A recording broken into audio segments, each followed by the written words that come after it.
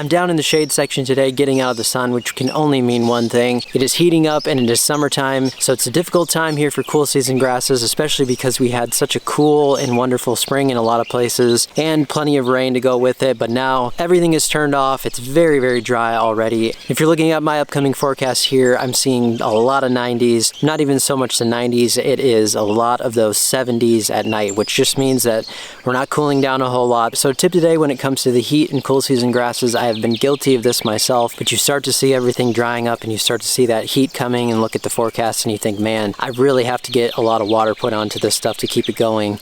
And what I've learned over the years is that can actually be a very big mistake, especially if you get the timing of that wrong during the day. So first off, let's talk about why you need to look at the nighttime temperatures and you need to look at the humidity to get a better sense of how much water needs to go down. So although it's going to be very hot during the day, if those nighttime temperatures are up and you live in a more humid climate like I do during the summertime, then pay attention to that dew point specifically at night. You might not be losing as much water as you think. So as soon as it gets hot, if you start dumping all that water onto the lawn and it stays fairly wet, you get into those nighttime temps where it's not cooling down much and it's very, very humid. You're likely going to run into some fungus issues and you might be thinking that it's from something else or it's just from the weather, but it's actually probably from overwatering. I know you're going to stand outside like me and have the sun hit your skin, feels so hot and you feel like, man, I've got to get some more water on this lawn in order for it to keep going, but just stay the course and make sure that you're not overwatering or you'll run into some other issues. A good way to check where your water is in the soil is if you happen to have a soil probe, just go down in there, check and see if you have some moisture down into the core,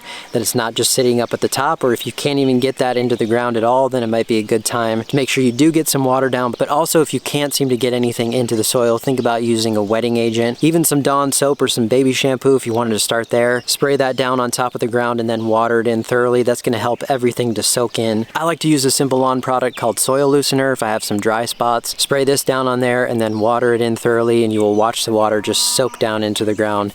Works very well if you have some dry spots.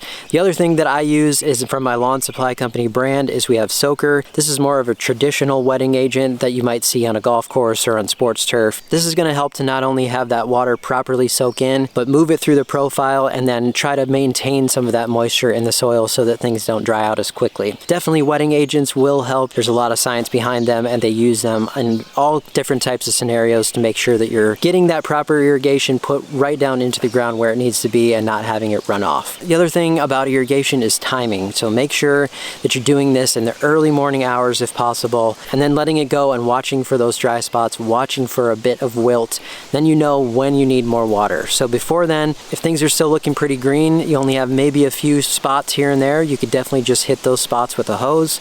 You don't have to water the whole thing and overwater certain areas, but otherwise watch for that wilting point. You walk on the grass with your shoes, the grass doesn't really bounce back.